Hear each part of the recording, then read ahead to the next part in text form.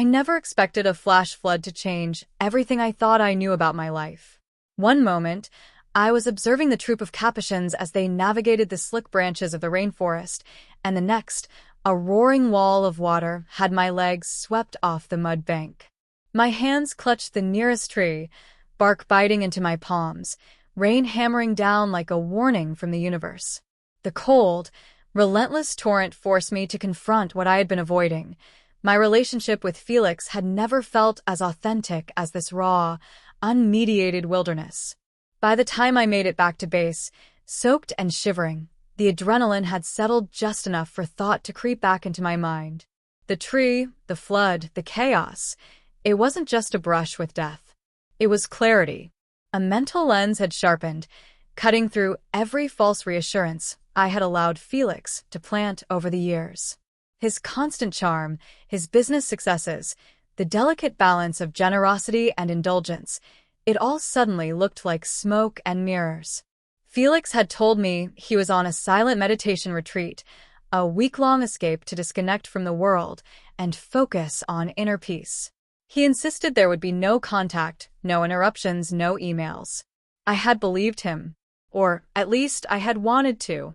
But the flash flood gave me a perspective I had long ignored. The world is brutally honest, indifferent to convenience, and sometimes violently truthful. And my gut had been screaming about Felix long before I ever noticed the flood signs. That evening, back at the small research cabin I used to log field data, I sat in front of my laptop, staring at the camera access portal I had set up for the reserve. My fingers hovered over the keyboard. I had told myself 1,000 times not to check. Trust had always been a delicate, necessary currency in my life as a zoologist studying primates, and I had tried to extend the same courtesy to Felix. But survival instincts don't switch off when you leave the forest. The memory of water ripping through the canopy, of branches breaking and the ground disappearing beneath me, had reminded me that ignoring danger didn't prevent it. I typed in the credentials, holding my breath as the camera log loaded. Each frame was a calculated step closer to the truth I feared. And then I saw it, a small, private cabin tucked deeper in the reserve than any of the usual staff quarters. The camera feed showed Felix's figure entering with someone else, someone unmistakably familiar. Seraphina, my sister, my estranged, complicated, beautiful younger sister.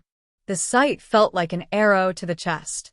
She was wearing my pendant, the one Felix had given me on my last birthday, a delicate silver leaf that I'd worn almost every day. The same pendant now gleamed against her skin as she leaned into Felix's embrace on the porch swing. The slow, intimate gestures, the tilt of her head, the clasping of hands, the almost imperceptible brush of lips, told me more than words ever could. Betrayal wasn't just a concept anymore. It was live, present, and entirely tangible. I leaned back, breath catching in my throat.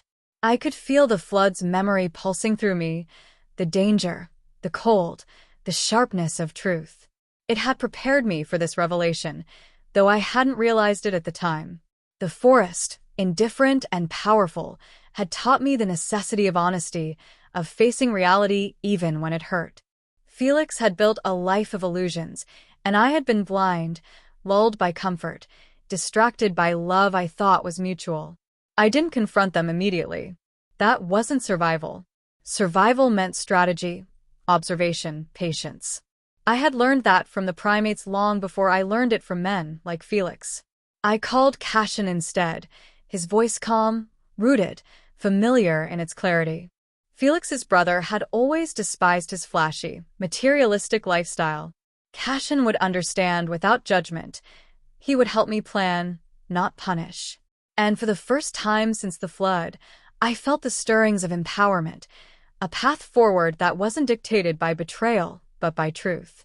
I closed the laptop, my hands shaking, and let the rain drip off my hair like a cleansing. This was not just a recovery from nature's fury. This was my rebirth. Felix was a chapter one was ready to close, Seraphina a bridge I would never cross again, and the forest around me, the real, raw world, was calling me towards something stronger, grounded, and infinitely more real. I barely slept after discovering the footage. The cabin's air felt too still, as if the forest itself was watching me think. Every time I closed my eyes, the image returned, Seraphina leaning into Felix with my pendant resting over her heart. I had imagined heartbreak in the abstract, but this was something different. It didn't shatter me. It hollowed me out, leaving space for something sharp and awakening. At dawn, the forest hummed with its usual rhythm, cicadas pulsing, leaves whispering, but it all felt altered, as if the world had shifted a degree to the left. I kept replaying the footage in my mind, not to torture myself, but to understand. It was instinctive, the same way I studied primate behavior frame by frame. Only this time, the subjects weren't animals. They were the two people I should have been able to trust. Seraphina had always been unpredictable, drifting through life with beauty as her currency, chaos as her shadow. We had grown apart long before Felix entered my world, but I never imagined she would step into mine and take something so personal. The pendant, the cabin, the embrace. Everything was intentional. A quiet declaration that she had crossed a line she knew existed. As for Felix, I realized I had been interpreting his distance as stress, his secrecy as workload pressure, his warmth as love. But the truth was simpler. He had been building a parallel life, choosing my sister as the person to share it with. Even the silent retreat made sense now. It wasn't silence. It was secrecy. I sat with my notebook open on my lap, pen unmoving. No scientific notes today. Just an empty page reflecting the state of my life. I thought about confronting them, arriving at the cabin unannounced. The idea flared hot for a moment, then extinguished. It wasn't me. It wasn't effective. Emotionally satisfying, maybe, but reckless. Like charging into a troop of territorial males. Survival meant strategy. My instincts nudged me toward one person. Cassian. I had met him only a few times at family events, always in Felix's shadow, yet somehow more real. Felix wore confidence like a tailored suit. Cassian wore quiet truth like a second skin. He had the kind of presence that belonged to the wilderness, steady, observing, unbothered by superficialities. Felix once called him the family disappointment, which in hindsight was the first sign Cassian was probably the only decent one among them. When I finally picked up my satellite phone, the hesitation surprised me. Not because I doubted him, but because calling Cassian meant acknowledging how deeply Felix and Seraphina had cut me. Still, I pressed the button. His voice, when it came, was exactly as I remembered. Calm, low, grounded. I told him I needed help, though I didn't give details. He didn't push. He simply said he would come. Before he arrived, I returned to the footage. I watched it again, this time with clinical detachment. The timestamp, the angles, the duration, all of it material evidence. Every second was a choice they had made together. I collected it like any field data, organized, unemotional, precise. That alone made me feel stronger. I wasn't reacting anymore.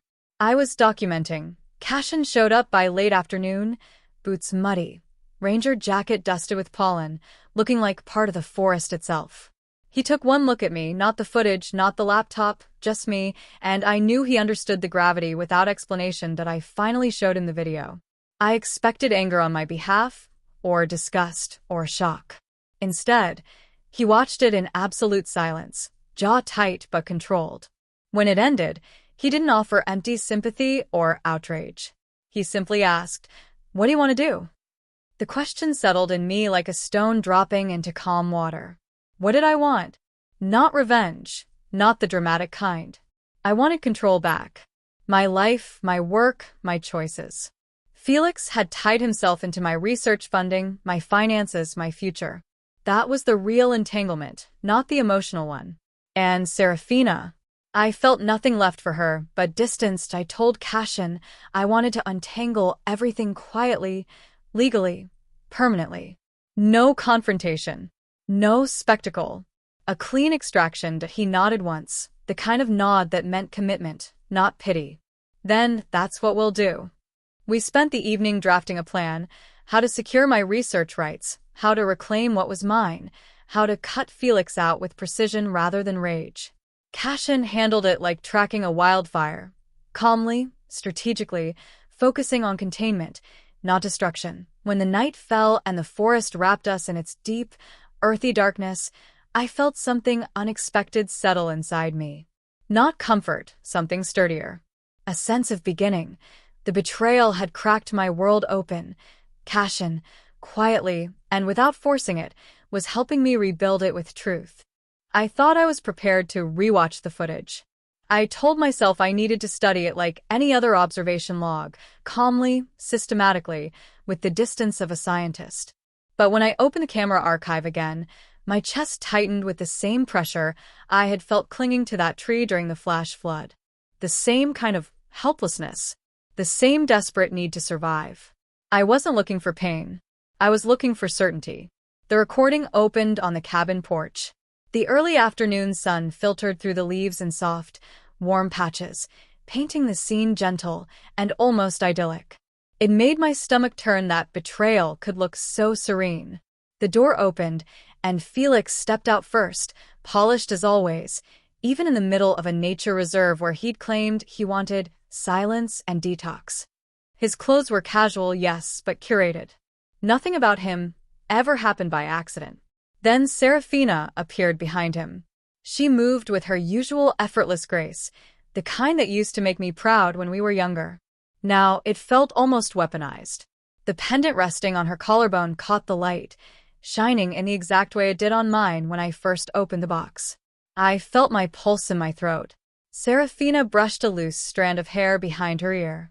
Felix laughed, soft, familiar. The kind of laugh he rarely used with me unless he wanted something. They sat on the porch swing, side by side. Too close. Too comfortable. The swing rocked gently as Seraphina rested her head on his shoulder. I paused the footage. My whole body felt tight, like the floodwaters had returned, and I was being swept somewhere I didn't want to go. But the forest had taught me something I refused to let go of. Emotion without clarity was a trap. And I had just clawed my way out of one flood. I wasn't about to drown in another. I hit play again. Felix's hand rested on her knee. Then he tilted her chin upward with a touch too intimate to mistake. Their movements were slow, almost rehearsed, as if this wasn't new, as if it was simply the first time I was seeing what had been happening behind my back. I let the footage run until the very end, until they disappeared into the cabin and the porch swing slowly stilled. When the screen went dark, silence pressed against me with suffocating weight. The betrayal wasn't even the worst part. What hurt more was the familiarity. They fit into each other's world more seamlessly than I ever had with Felix. She, the glossy, ambitious younger sister. He, the sleek, image-driven investor.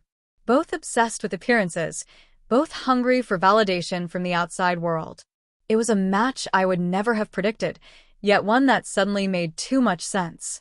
But my pain had a strange companion. Clarity. For the first time, I saw how deeply I had tried to mold myself to fit Felix's orbit.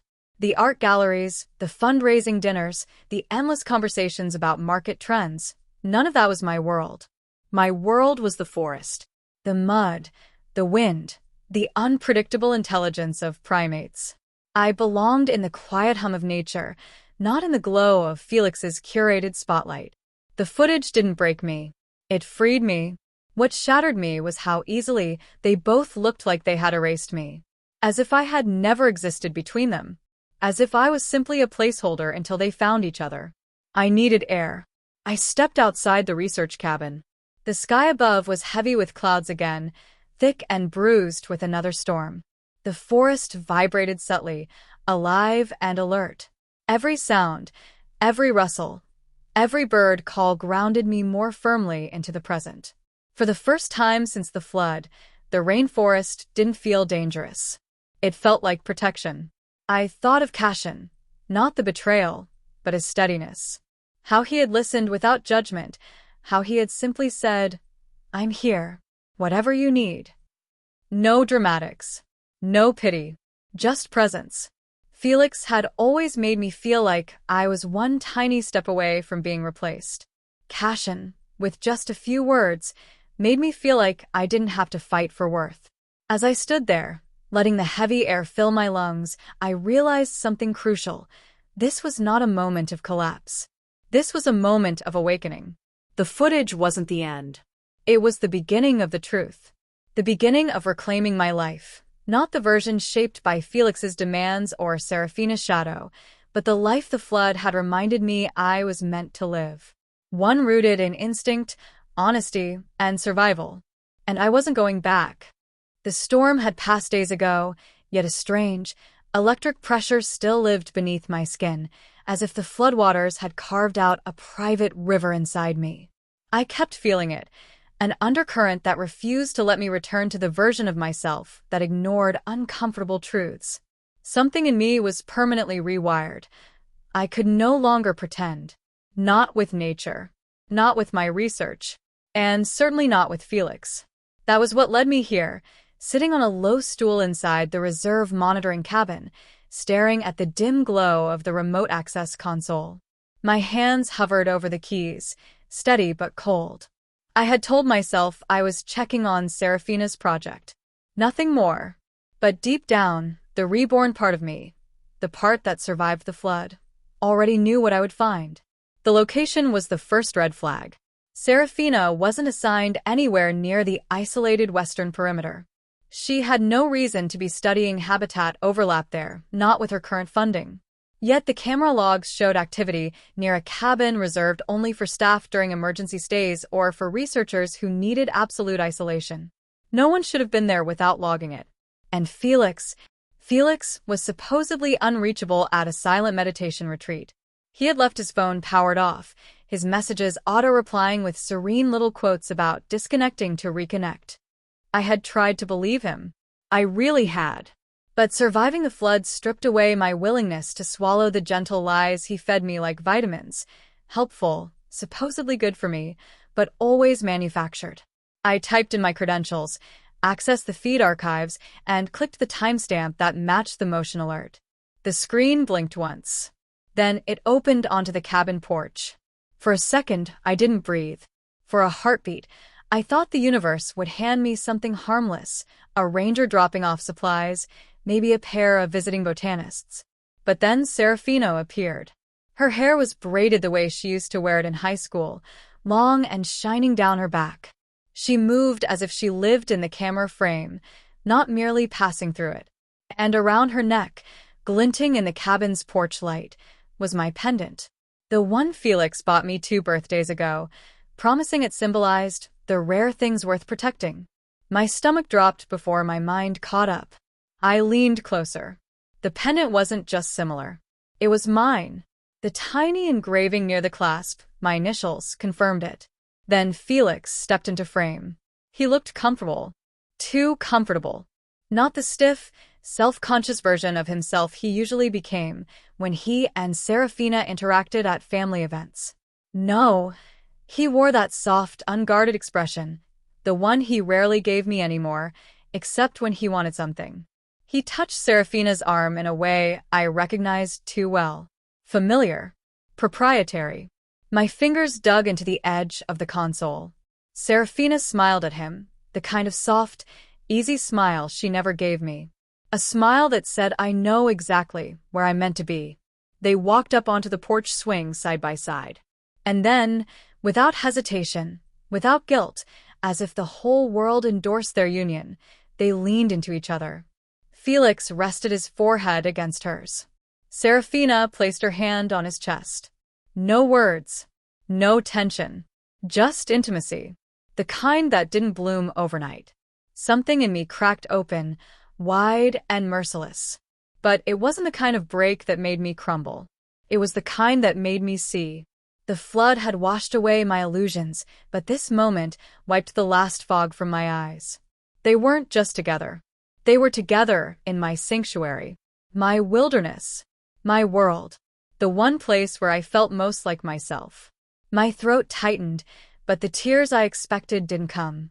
Instead, I felt that river inside me, cold, clear, and powerful, reshape everything I thought I knew.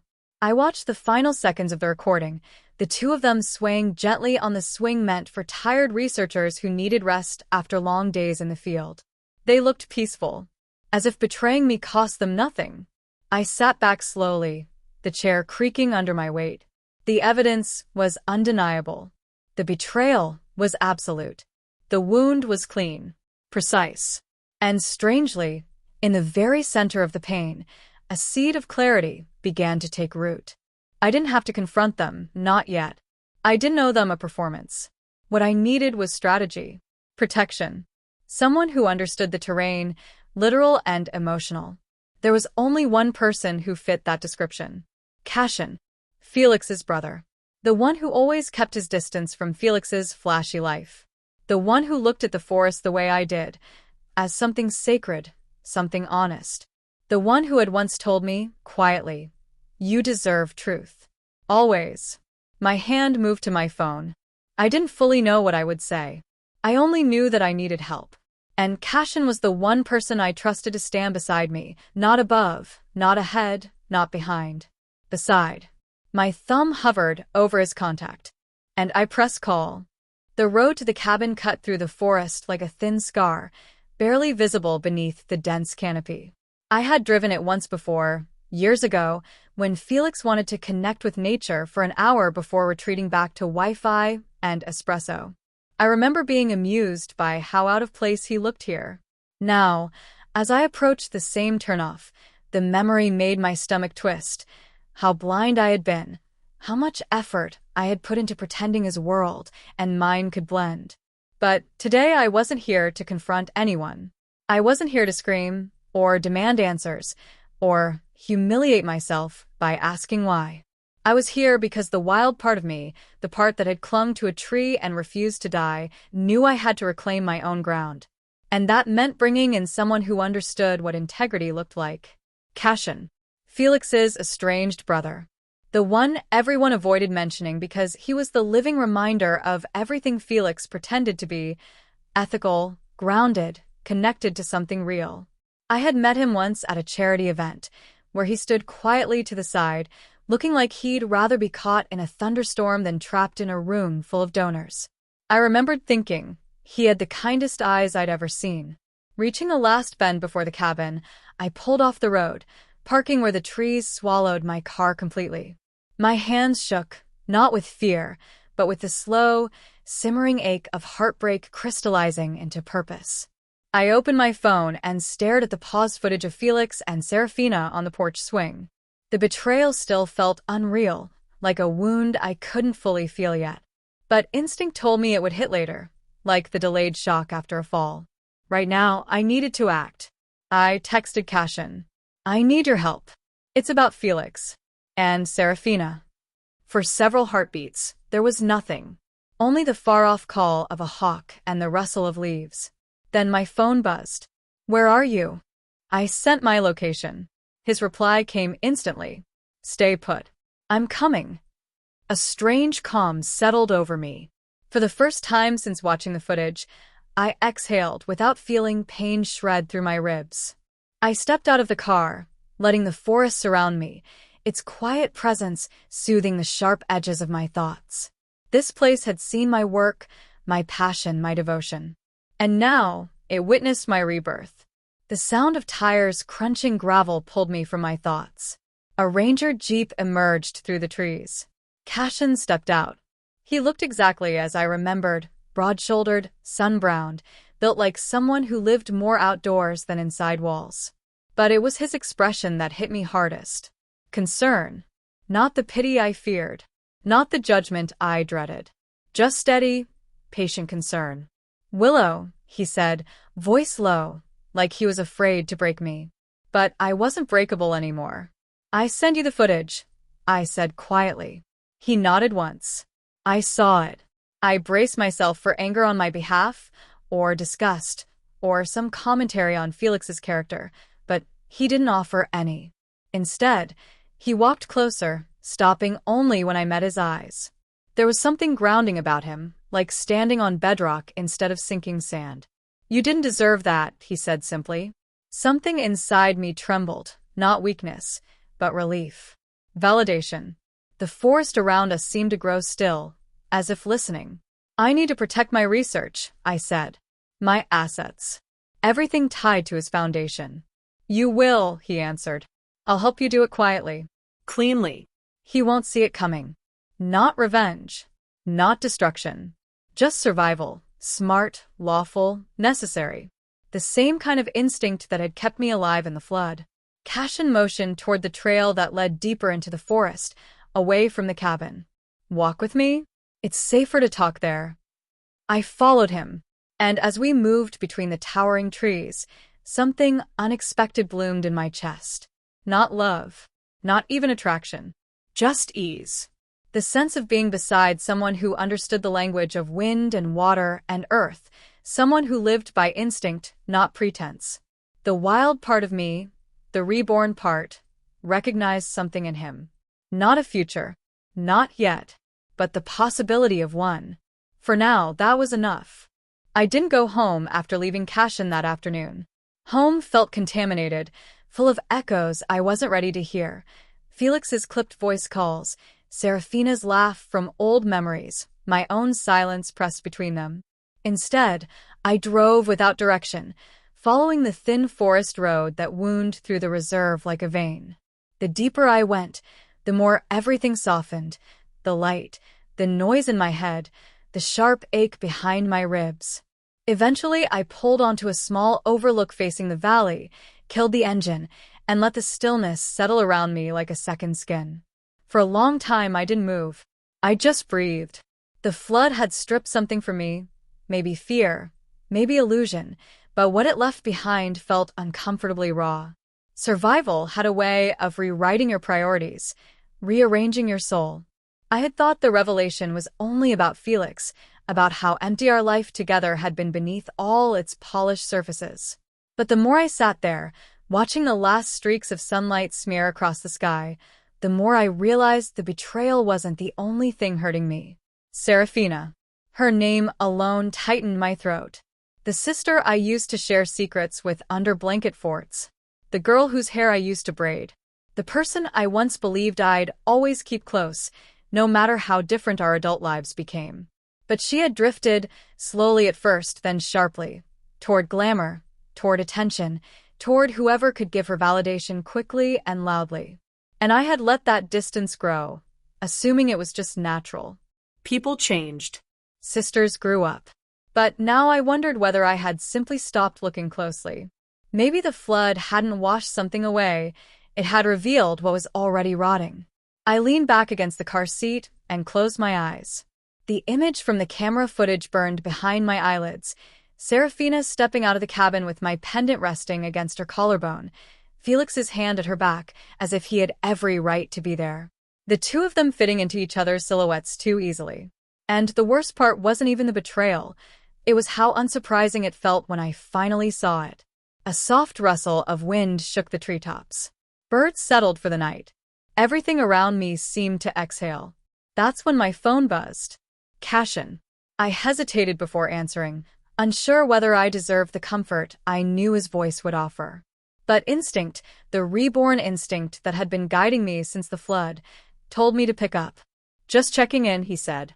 His tone was steady, warm in that grounded way only Cassian possessed, as if he spoke from the earth itself. You left in a hurry. My chest loosened a little. I needed space, I admitted. I figured. A pause, gentle. Are you safe? That question, simple, genuine, slid under my guard and unspooled something inside me. Felix never asked me things like that, not without calculation hiding behind his words. Seraphina didn't ask it either. She assumed I would always take care of myself, so she didn't have to. Yes, I whispered. I'm safe. Good, he said, exhaling softly. Where are you? I looked at the valley, glowing with soft hues. Overlook Road. South Ridge. I know the spot. His voice grew quieter, almost thoughtful. I'll leave you be. Just wanted to make sure you weren't alone in the wrong way. The wrong way. I understood exactly what he meant. Thank you, I murmured. Really? You don't have to thank me for that. And he meant it. When the call ended, I sat in silence for several minutes, letting the last warmth of his words settle into me. I didn't know exactly what Cassian and I were becoming. Something new. Something unsteady. something that felt alive in the way moss grows through cracks, quietly but persistently. But I didn't need to define it yet. What mattered was this. The flood had woken me, the betrayal had clarified me, and Cassian's presence was stitching me back together in ways I hadn't expected. Eventually, I started the car and drove home, not because the place felt healed, but because I was finally ready to face its wounds. Tomorrow, I would begin reclaiming what was mine. Not from anger, from truth, from survival, from rebirth. I think I knew at the moment Cassian stepped out of the Ranger truck that morning, sunlight spilling behind him like some quiet omen. It wasn't the dramatic kind of moment I used to crave. Grand gestures, perfect surfaces, curated atmospheres like Felix always engineered. No. Cassian simply existed in a way that made the air around him steadier, truer. And after weeks of holding myself together with sheer survival instinct, I found myself leaning just a little toward that steadiness. The forest was still damp from overnight rain when he approached me at the research outpost. He carried 2 thermoses, one of which he simply placed in my hand without a word. "Herbal tea," he murmured. "Good for grounding." The gesture was so gentle I almost laughed at the absurdity. Here I was, a woman who'd survived a flood, uncovered a betrayal, reclaimed her life, and yet the warmth of that cup unraveled me more than any of it. We walked toward the ridge where my primate troop often gathered. The forest canopy stretched overhead, mottled gold and deep olive, and the world smelled like wet leaves and clean bark. Cassian didn't push conversation. He never did. He always let the silence breathe first, like he respected its roots. I caught him glancing at me, though, those fleeting, almost shy looks that felt like a soft hand brushing across my awareness. And something inside me tightened with an unfamiliar heat. It wasn't longing, not exactly. More like recognition. As if my instincts, sharpened by everything I had endured, understood him before I did. At the ridge, my troop appeared, chattering between branches. Cassian stood close enough that I could feel the quiet hum of his presence, but not so close that it overwhelmed me. Just enough to remind me I wasn't navigating this new world alone. "You always look most yourself here," he said softly. The words struck deeper than he probably intended. I turned to him, and in the hush between rustling leaves and distant water, I felt something shift. Something that pulled the truth right to the surface. "I feel safe here," I admitted. "And with you." His breath hitched, so subtle, I barely caught it, and he looked away, as if afraid he might reveal too much all at once. "I'm glad," he answered, but the low warmth in his voice sent a quiet spark through me. We stayed on the ridge until the wind turned colder. While walking back toward the clearing, my boot slipped on a patch of slick soil. I reached out automatically, but before my hand found anything, Cassian's fingers wrapped around my forearm, firm and steady, guiding me upright. The contact was simple, practical, but my pulse reacted as if the forest itself had leaned in around us. "Careful," he murmured, his hand lingering half a breath longer than necessary. I swallowed, my voice strangely soft. "I know. Thank you." For the rest of the trail, we didn't speak much, but awareness curled around us, warm and bright, like the first touch of sunlight after a storm. Not the sharp, performative heat Felix once demanded from me, but a quieter, slower warmth that seeped into the cracks I hadn't realized were still open. When we reached the outpost clearing, Cassian hesitated. His gaze slid to mine, searching, uncertain yet hopeful. "Willow, if you ever want company on these hikes, not because you need it, but because you want it." "I do," I said before he could finish. The certainty startled both of us. A small smile tugged at his lips. "Then I'm here." He started to turn away, but something inside me rebelled against letting the moment drift apart so easily. I touched his sleeve, barely a brush, and he stilled instantly. It felt fragile, new, a thread forming between us. "Cassian?" I whispered. He looked at me with that patient, grounded intensity that felt more intimate than any embrace. "Thank you," I said, "for helping me find my footing in more ways than one." A softness entered his expression, warm, steady, unmistakably affectionate. "You're doing that all on your own," he replied. "I'm just walking beside you." And somehow, that meant everything. As he headed back toward his truck, he glanced over his shoulder once, a silent check-in, a quiet promise. For the first time in years, I felt the forest settle around me like a blessing. Not rebirth through disaster, not survival through instinct, but a future, real, grounded, and growing, like roots threading into the earth. Cassian wasn't becoming a new chapter in my life. He was becoming the stable ground beneath it. I used to believe healing would arrive like thunder, loud, dramatic, unmistakable. Something cinematic, the kind of emotional explosion I'd seen my sister fake 100 times when she wanted attention. But real healing, I learned, is quieter. Slower. It settles into the spaces inside you that used to ache, filling them like sunlight finding the forest floor after years of shade. In the weeks following the scandal with Felix and Seraphina, life rearranged itself with an almost stubborn gentleness. As if the universe had decided I'd fought enough storms and deserved, finally, a clearing. Cassian became a constant presence, not overwhelming, not demanding. Just there, with a steadiness that never tried to replace mine but somehow strengthened it. We spent mornings checking wildlife sensors together, afternoons hiking through trails where the trees seemed to lean in like old friends, evenings talking about everything and nothing. He had a way of listening that made even my silences feel heard. And yet, I hesitated. Not because I didn't trust him, but because I'd spent so long being told what to feel by Felix, by Seraphina, by the world that I needed to relearn how to follow my own instincts again. The real ones. The wild ones that had saved my life on the edge of that flood. One evening, as the sun disappeared behind the ridge and the world softened into amber haze, Cassian and I stood on the lookout point above the valley. The same place I had once monitored primate families, my tiny kingdom of branches and calls. Now it felt like a refuge carved out for humans too, just the two of us, breathing the same cooling air. The sky shifted into gold-pink gradients, clouds streaked like soft brushstrokes. Cassian leaned on the wooden railing beside me, not touching, simply sharing the view. "I used to come here when Felix and I were still whatever we were," I admitted. "I thought if I felt small, it would make the relationship feel bigger." He didn't interrupt. He didn't try to offer some neat little solution. He just waited, letting the words find their shape. "But now," I continued softly, "I feel small in a good way. Like I'm finally part of the world again, not fighting against it." I glanced at him then.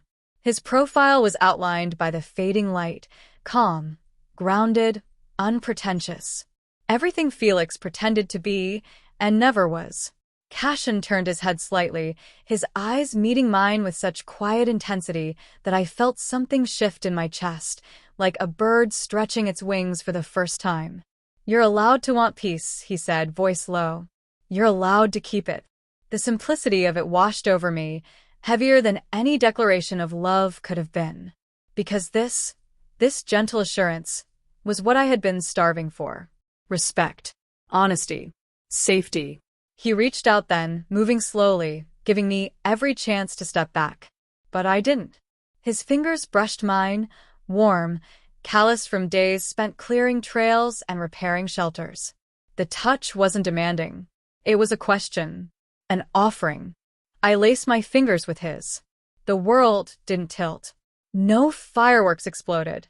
Instead, something inside me settled, like gravel finding its natural place in a stream bed. We stood like that as the last light dissolved. My head rested lightly on his shoulder, his thumb drawing small, absent circles on the back of my hand, comforting, steady, undeniably tender. No rush, no pressure. Just the slow bloom of something real. "Cassian?"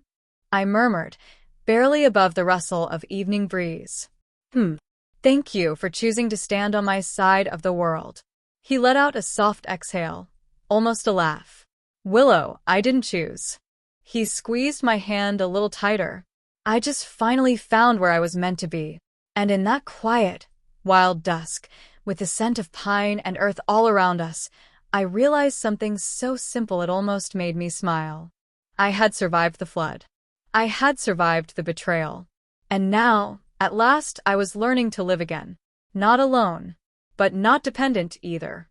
Just rooted. Seen. Held in a way that asked nothing except the truth of who I was. A woman reborn by nature. And finally loved in a way that didn't try to tame her.